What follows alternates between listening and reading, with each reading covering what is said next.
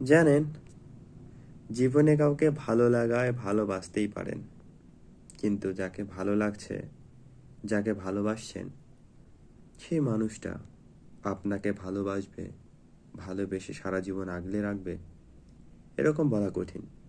আর কঠিন বলেই অনেক আছে, অনেকেই আছে যারা নিজের জন্য সেরাটা দিয়েছে, রাখার জন্য, বাঁচার জন্য সব কিছুই করেছে।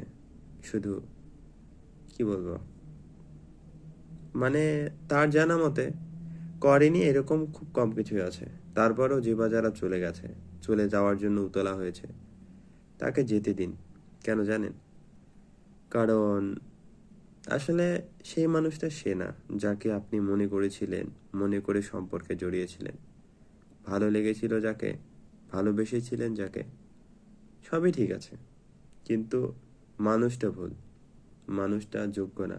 যোগ্য না সেটা বড় কথা না, সে মানুষটা যদি যোগ্য হওয়ার চেষ্টা করতো, তবে তাকে না হয় রাখার চেষ্টা করতেন বা রাখার জন্য লেগে থাকতেন। তারপরেও এই যে অযোগ্য, এই যে সে থাকেনি, থাকতে চায়নি, তারপরেও তো চেষ্টার কমতি করেননি, তাই না?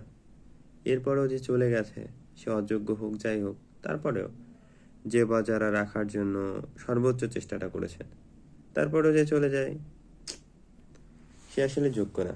আর যে যোগ্য না, তার জন্য কি বলবো, কোনো রকম আবেগ, অনুভূতি, সময় শোভা পায় না। কিভাবে শোভা পাবে? আপনি যার জন্য এত কিছু করছেন সে তো যোগ্য না,